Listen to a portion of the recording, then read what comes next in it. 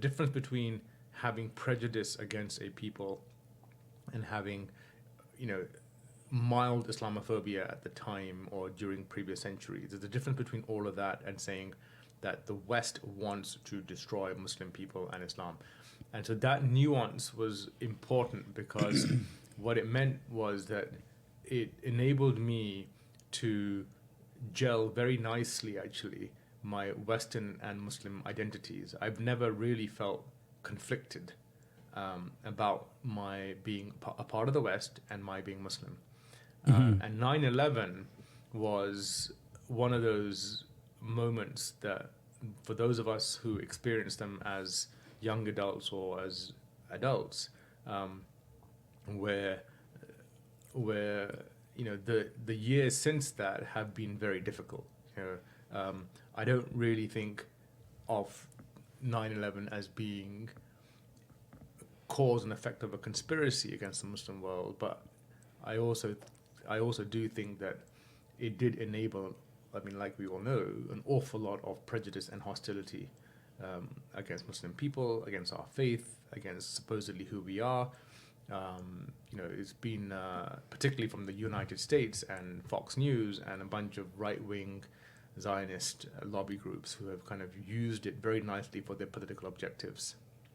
So dwelling on that a little bit, I know you said, you know, you realized that Islam was not one kind of monolithic religion and a huge array of cultures, languages, people, beliefs, or even sub-beliefs within Islam, all within kind of the umbrella of Islam. But I think there's also a normative Islam, kind of the mainstream normative Islam, and certainly from outside of Islam, most people will look at the Muslim world as kind of one thing. And, you know, they all kind of believe in the Quran, the Hadith, and this is what they follow. So at least from within our own perspective, we can realize that there are, you know, various practices and cultures around the world and how they implement Islam. But from the outside and you know, from the American or from the Western European perspective, Islam is one monolithic, real, you know, community. Is that true? Yeah, which is not surprising because I think for most Muslims, we don't appreciate the diversity, let's say, of in Judaism or in Hinduism or in Sikhism, you know, and so we shouldn't expect non-Muslims to appreciate the diversity in our own community. I mean, I also think beyond that we sometimes don't appreciate the diversity in our own community. Rumi, for instance, was for centuries one of the most important Islamic thinkers. Today, he's important because he's a fancy poet whose quotes do really well on Facebook. But to the best of my knowledge, he is not used as a reference point in conversations around the dinner table about Islam. Whereas, like I say, there was a time for many centuries where he was a centerpiece conversation about what it means to be Muslim.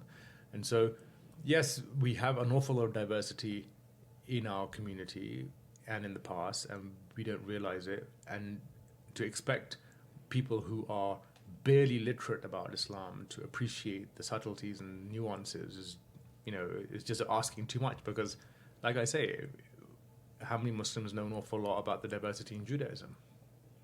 For sure. So how does that change things in, you know, politically in terms of, you know, we aren't monolithic, but everybody perceives us to be monolithic.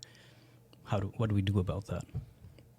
I think we have to face up to the reality that we are perceived of as being a lunatic, violent, terrorist faith. We are perceived quite a bit. Yeah, we have to just face up to that and say, look, this is a reality that we are up against. How do you navigate that? How do you challenge that? What do you have to do? And